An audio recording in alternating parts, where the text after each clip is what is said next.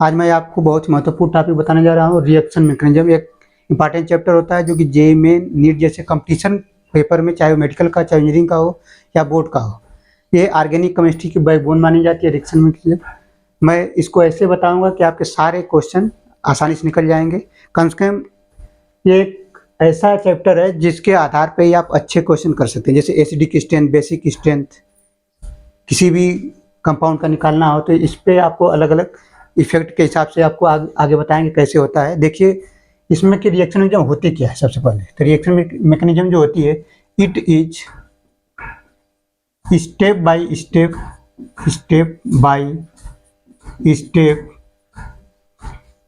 Description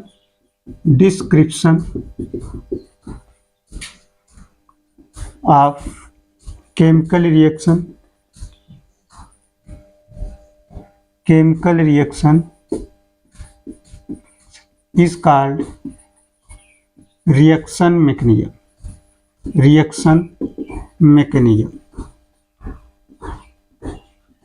किसी भी reaction को कराने के लिए दो चीज चाहिए, एक तो रिएजेंट चाहिए, दूसरा सबस्ट्रेट चाहिए। यानी सबस्ट्रेट दो भी हो सकते हैं, एक भी हो सकता है।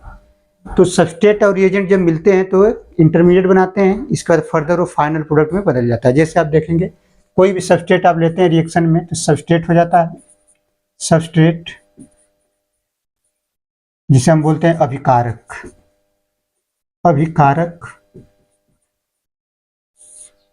दूसरा है रीएजेंट, इसको हम बोलते हैं अभिकर्मक। इसका जब रिएक्शन होता है तो बनाता है इंटरमीडिएट, इसको बोलते हैं मध्यवर्ती। किसी भी रिएक्शन में इसके बाद बनता है उत्पाद या पहले प्रोडक्ट, फाइनली प्रोडक्ट होता है, फाइनल प्रोडक्ट बनेगा और इसको बोले हैं उत्पाद। अब देखें कोई भी जब रिएक्शन होती है, सबस्ट्रेट लेते हैं, रिएजेंट से रिएक्शन करता है, या दो अलग अलग सबस्ट्रेट हो सकती है, किसी रिएजेंट की उपस्थिति में करेगा तो पहले इंटरमीडिएट बनाते हैं और एक प्रोडक्ट बनाते हैं। ये जब नेम्ड रिएक्शन पूछी जाती है, इसके पहले मैं 8-10 वीडियो बनाया हूँ जिसमें कुछ सारी रिएक्शन की इंटरमीडिएट नहीं पूछी जाती है, कुछ 5-7 हैं जिसकी पूछी जाती है कंपटीशन में। खासतौर पे बोर्ड में एक दो क्वेश्चन आ जाते हैं इसके लिए इंटरमीडिएट, तो उसके लिए मैं अलग से वीडियो बना देता हूँ, क्योंकि 12th लेवल पर हर चीज़ की मैकेनिज्म जानना जरूरी नहीं है, लेकिन कंपटीशन लेवल में है तो इस माध्यम से आपको सारे क्वेश्चन आसान हो जाएंगे। सबसे पहले जो होता है कि जो इंटरमीडिएट है ये है क्या। तो जब कोई रिएक्शन जब होती है तो सबस्ट्रेट जब बदलता है उत्पाद में यानी प्रोडक्ट में, तो वहाँ पे जो बीच में इंटरमीडिएट बनता है, ये आपसे क्वेश्चन पूछ लेता है किस रिएक्शन में पर्टिकुलर कौन सा इंटरमीडिएट होगा। जैसे नाइट्रेशन में नाइट्रोनियम आयन बनता है, NO2+ बनता है, जहाँ पे HNO3 कंसनट्रेट और कंसनट्रेट H2SO4 लेते हैं। तो आगे की बात हो आगे बताएंगे। यहाँ पे जो मुख्य बात है, ये 3 प्रकार के मेनली होते हैं जिसको हम बोलते हैं कार्बोकेटायन, और ये कैसे होंगे, पॉजिटिवली चार्ज होते हैं। दूसरा होता है कार्बेनायन, या इसी को हम कार्बोनियम आयन भी बोलते हैं, कार्बोनियम आयन। और ये कैसे होंगे, नेगेटिवली चार्ज होंगे। और एक होता है free radical,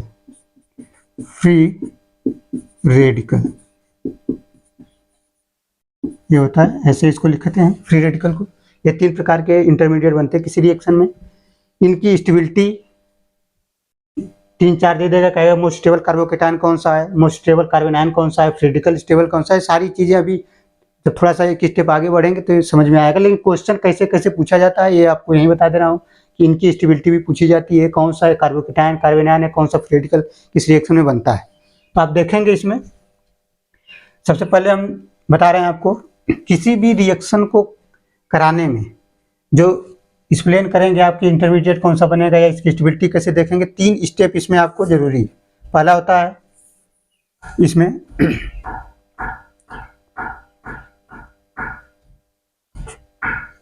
electronic displacement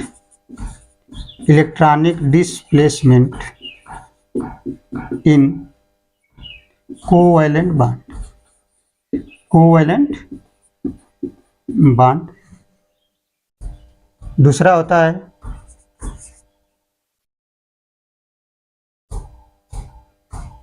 fission या cleavage, fission of covalent bond, covalent bond. और तीसरा होता है नेचर ऑफ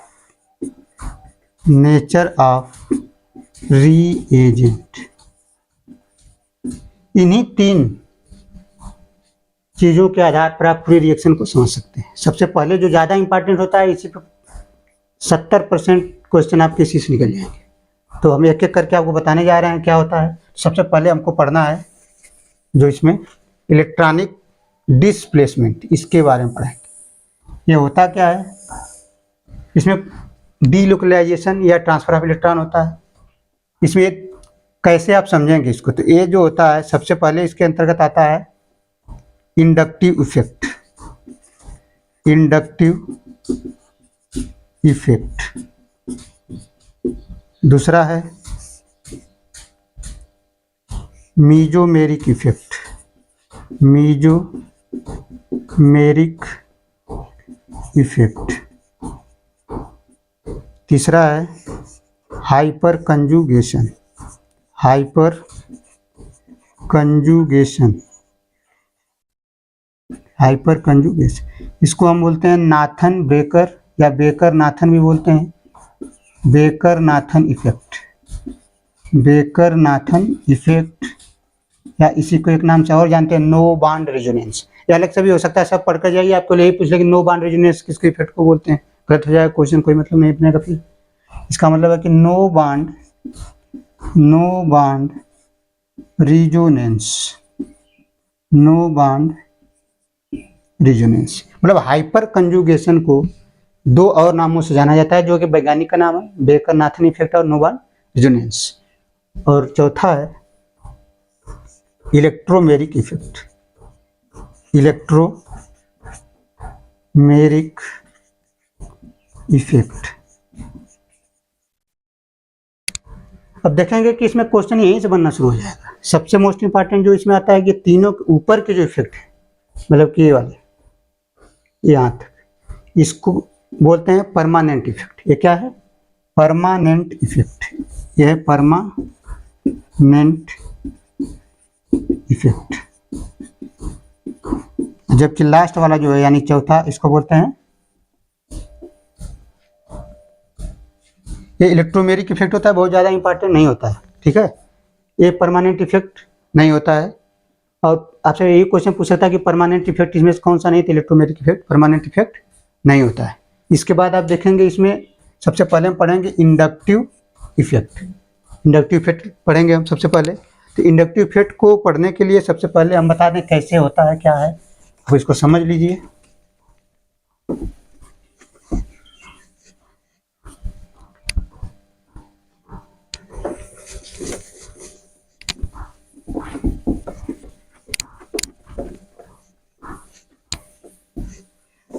ये बहुत ही इम्पॉर्टेंट टॉपिक है, इसको एक एक स्टेप बाय स्टेप पढ़ना। अभी तक जो बताए हैं कंसेप्चुअल है, आपको थोड़ा सा जानना जरूरी है, क्योंकि डिटेल लेक्चर नहीं चल रहा है। अभी अप्रैल में पढ़ाएंगे, ये सिर्फ जो मई में पेपर होने वाला है उसके लिए कुछ छात्रों द्वारा डिमांड थी, तो इसलिए बना रहा हूँ इस वीडियो को। सबसे पहले हम पढ़ेंगे इंडक्टिव इफेक्ट, इंडक्टिव इफेक्ट। देखिए जो इंडक्टिव इफेक्ट होता है ये है क्या, तो सबसे पहले इंडक्टिव इफेक्ट होता है इट इज परमानेंट इफेक्ट। सबसे पहला पॉइंट लिखेंगे it is permanent effect, permanent effect.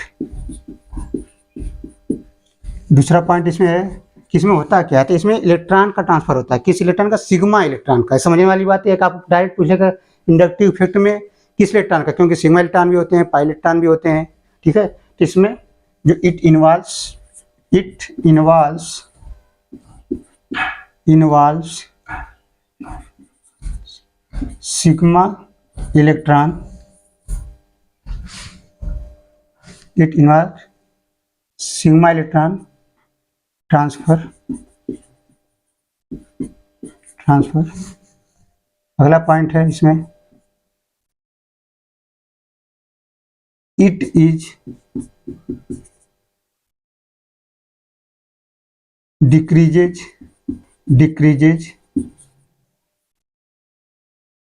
increasing the distance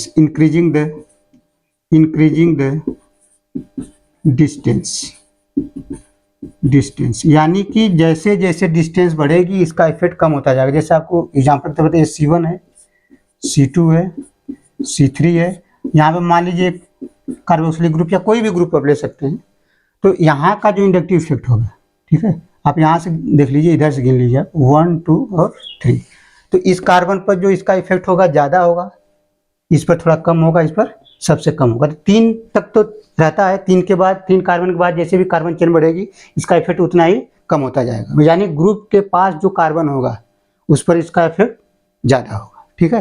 ये आगे अभी क्वेश्चन के माध्यम से और समझ में आ जाएगा आपको।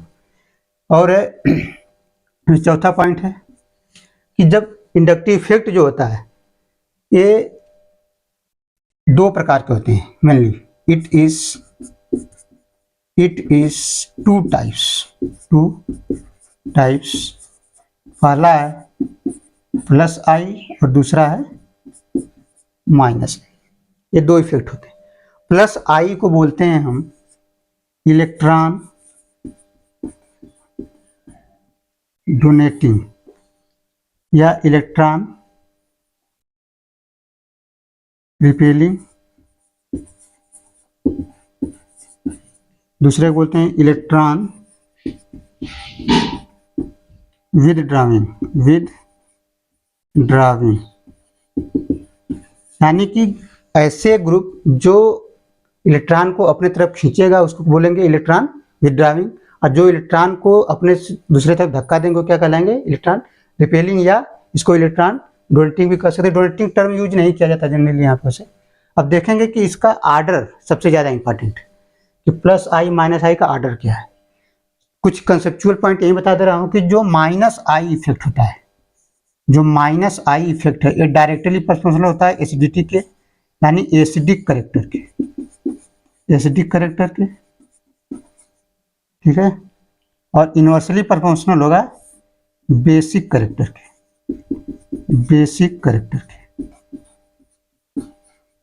ये बहुत ही महत्वपूर्ण पॉइंट है, ये याद रहेगा तभी आपके सारे क्वेश्चन मैं करा दूंगा यहाँ पे। अब प्लस आई क्या होगा, ठीक इसका उल्टा है, ये होगा किसके, बेसिक करेक्टर के डायरेक्टली होगा,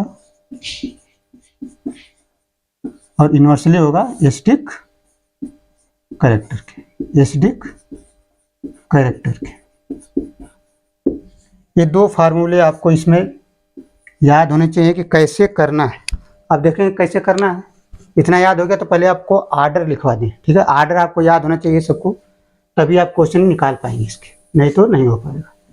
और ये आर्डर इसी सीक्वेंस में याद होना चाहिए, क्योंकि IIT JEE और नीट जैसे परीक्षा में आपसे क्वेश्चन जो पूछता है वो कह देगा कि इसमें से सबसे तेज रिएक्शन कौन देगी, सबसे धीरे कौन सी रिएक्शन देगी, या ज़्यादा एसिडिक कौन है, कौन कम एसिडिक है। तो इस टाइप के क्वेश्चन इनके आर्डर याद रहेंगे तभी आप कर पाएंगे, नहीं तो नहीं कर पाएंगे। तो पहले आप लिखेंगे यहाँ पे, हेडिंग डाल दीजिए माइनस आई इफेक्ट, जो शो करते हैं उनको लिखना है। तो सबसे पहले आता है NF3, फिर आता है NR3, फिर आता है NO2। आप इस सीक्वेंस में आपको याद रखना है, ठीक है। फिर आता है जैसे SO2 R होता है। जैसे आपको अगर सीक्वेंस याद नहीं है तो एक क्वेश्चन गलत होने के चांस है। जैसे दोनों ग्रुप एक ही ग्रुप किसी बेंजीन रिंग से जोड़ दिया किसी कंपाउंड से, तो ये ज़्यादा इफेक्ट शो कर रहा है, तो गलत होने के चांस है ज़्यादा हो जाएगा। जैसे CnCOOH, आप देखेंगे कि जो कार्बोक्सिलिक ग्रुप होता है वो कम होता है साइनाइड ग्रुप से, माइनस आई इफेक्ट शो करेगा। अगर मान लीजिए दोनों ग्रुप किसी कंपाउंड में रखते हैं, इसका जो एसिडिक स्टेट इसका ज़्यादा होगा, ये ज़्यादा बढ़ाएगा किसी ग्रुप से जुड़ा होगा। इसके बाद आते हैं हेलोजेंस, यानी फ्लोरीन आ जाएगा, क्लोरीन आ जाएगा, ब्रोमीन आ जाएगा, फिर आयोडीन आ जाएगा। इस प्रकार से आपको याद रखना रहता है। OR आ जाएगा, OR। इसके बाद आ जाएगा जो कार्बोनिल कंपाउंड होते हैं, यानी कि COR R होते हैं, ये सीक्वेंस मेन आपको याद रखना रहता है। फिर OH आएगा, OH यानी कि एल्कोहलिक ग्रुप जो होते हैं उसको बोलते हैं। फिर फिनाइल ग्रुप आ जाता है C6H5, और लास्ट में आप लिख सकते हैं एथिलीन को। लेकिन आपको पूरा यहाँ तक नहीं भी याद है कोई दिक्कत नहीं है, लास्ट में आप हाइड्रोजन भी लिख सकते हैं। दूसरा आता है प्लस आई इफेक्ट। इसका क्या होता है, जो प्लस आई इफेक्ट जो होता है इसमें आप देखेंगे, इसमें जनरली होता है एल्किल ग्रुप, टर्सरी, सेकेंडरी और प्राइमरी। तो टर्सरी, सेकेंडरी, प्राइमरी जो होगा इसके आधार पर आप देखेंगे। जैसे टर्सरी आपको लिखना है तो CH3C, ये सबसे ज़्यादा प्लस आई इफेक्ट शो करेगा। फिर आ जाएगा CH3 का होल ट्वाइस C, फिर आ जाएगा CH3, CH2, फिर आएगा CH3, फिर चाहे तो अपने यहाँ हाइड्रोजन। या इससे पहले कभी कभी अच्छे परीक्षाओं में ड्यूटेरियम भी देता है, ड्यूटेरियम के बाद आता है हाइड्रोजन। ये आपको ग्रुप याद रखना है, ठीक है। ये आपको ऑर्डर एज इट इज याद रखना है, क्योंकि अच्छी परीक्षाओं में आपको गलत हो जाएगा। दो में अगर सेम ग्रुप, अभी क्वेश्चन जब कराएंगे तो और अच्छा बेहतर समझ में आ जाएगा। जैसे हम एक क्वेश्चन करा दे रहे हैं आपको यहाँ पे। अब देखिए, मान लीजिए यहाँ पे दिया है फिनाल, पहला क्वेश्चन आप कर लीजिए इस पर। ये क्या है, फिनाल है, एक वाटर, मान लीजिए यहाँ पे ले लेते हैं CH3OH, एक वाटर ले लेते हैं। वाटर है जो, एक फिनाल है, एक मेथिल अल्कोहल है। आपको कह दिया कि बताइए इनको एसिडिक ऑर्डर में सजाइए, इंक्रीजिंग ऑर्डर, डिक्रीजिंग ऑर्डर, कुछ भी आपसे क्वेश्चन कह दे, ये सब कॉन्सेप्ट किससे आएगा, इससे आएगा, ठीक है। मान लीजिए हम इसको नंबर दे दें, अगर इसको 1 दे दें, इसको 2 नंबर दे दें, इसको 3 नंबर। आपसे क्वेश्चन कहा जाए कि एसिडिक ऑर्डर इंक्रीजिंग ऑर्डर में सजाइए, डिक्रीजिंग ऑर्डर में, तो आपको देखना सबसे ज्यादा इसमें मोस्ट एसिडिक कौन होगा। तो मोस्ट एसिडिक होगा आपका फिनाल, यानी कि पहला जो होगा ये मोस्ट एसिडिक होगा, सबसे ज्यादा एसिडिक। इसके बाद एसिडिक कौन होगा, वाटर, यानी कि तीसरा। इसके बाद होगा दूसरा। ये होता है एसिडिक स्ट्रेंथ का ऑर्डर, एसिडिक स्ट्रेंथ। कुछ लोगों को हो सकता है दिक्कत हो रही है, तो हम बता दें क्यों ऐसा हुआ। देखिए C6H5 ग्रुप, यहाँ तीनों में क्या है, एल्कोहल ग्रुप। कुछ लोग सोच रहे हैं यहाँ तो है ही नहीं, लेकिन इसको आप कैसे लिख सकते हैं, इसको आप लिख सकते हैं HOH, है ना, एल्कोहलिक ग्रुप आया कि नहीं। कुछ लोग कंफ्यूज रहते हैं, इसलिए मैं यहाँ पे ऐसे लिख दिया हूँ कि जो वाटर होता है उसमें भी OH ग्रुप होता है। तो आपको कैसे पता चलेगा कि फिनाल ही ज़्यादा एसिडिक है इससे या वाटर से, क्योंकि देखिए C6H5 जो होता है कहाँ पे, देखिए माइनस आई इफेक्ट में। अब देखिए हमने आपको पहले बताया कि जो पीछे अभी जब जो इसी क्लास में बताया हूँ, तो माइनस आई जो होता है एसिडिक स्ट्रेंथ को बढ़ाता है, ठीक है। तो यहाँ पे माइनस आई है, ये क्या शो कर रहा है, माइनस आई है, इसलिए नंबर पे। अब देखेंगे आप यहाँ पे क्या है, प्लस आई है। आप CH3 ग्रुप को देखेंगे, प्लस आई लिखा है यहाँ पे, ये एसिडिक स्ट्रेंथ को घटाता है। जबकि हम फार्मूला जब यहाँ लिखाए थे कि minus I directly proportional acidic strength, अब प्लस आई इनवर्सली प्रोपोर्शनल होता है। तो यहाँ पे क्या है, प्लस आई है, तो ये क्या करेगा, एसिडिक स्ट्रेंथ को घटाएगा। लेकिन वाटर में, जो वाटर है यहाँ पे, न तो इसमें जो हाइड्रोजन है दोनों में रखा गया है, यानी प्लस या माइनस आई इफेक्ट यहाँ शो नहीं करते हैं जनरली। तो इसीलिए एक जो सामान्य एल्कोहल, मेथिल अल्कोहल है, उससे ज़्यादा एसिडिक होता है, क्योंकि जो मेथिल अल्कोहल इसकी एसिडिक स्ट्रेंथ का प्लस आई फिर घटा दे रहा है। इसलिए किस पर आ गया, आपके तीसरे नंबर पर आ जाएगा। यानी कि ये माइनस आई यहाँ पे है, इस वजह से इसका ज़्यादा है, यहाँ प्लस आई है तो इसका कम हो गया। यहाँ कोई इफेक्ट नहीं लग रहा है तो इसका इन दोनों के बीच में आ गया। अब एक एग्जाम्पल और बता रहे हैं आपको, उससे और क्लियर हो जाएगा आपको। एग्जाम्पल इसी में बता दे रहे हैं आपको।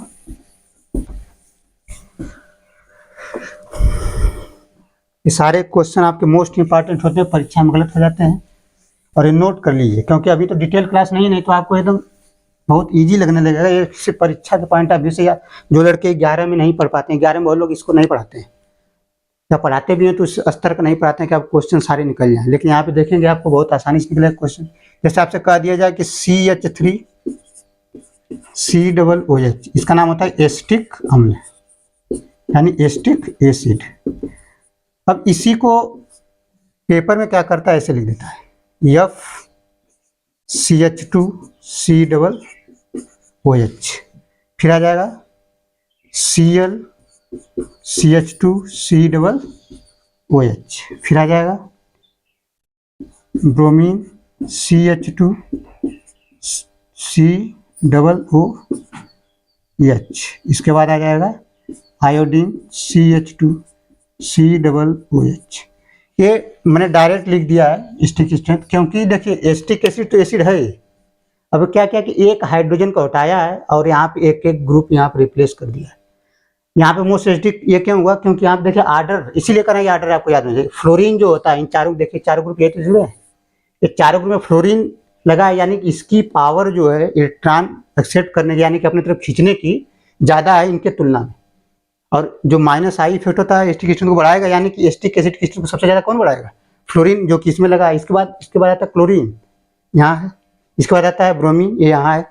ये जैसे इनकी स्ट्रेंथ घटती जा रही है, इस वजह से यहाँ पे ज़्यादा एसिडिक होगा। यही क्वेश्चन है, पहला हो गया। दूसरा आप कर सकते हैं, यही एस्टिक एसिड ही ले लेते हैं, ठीक है। जैसे दूसरा उदाहरण लेते हैं, Cl3 C double OH, Cl2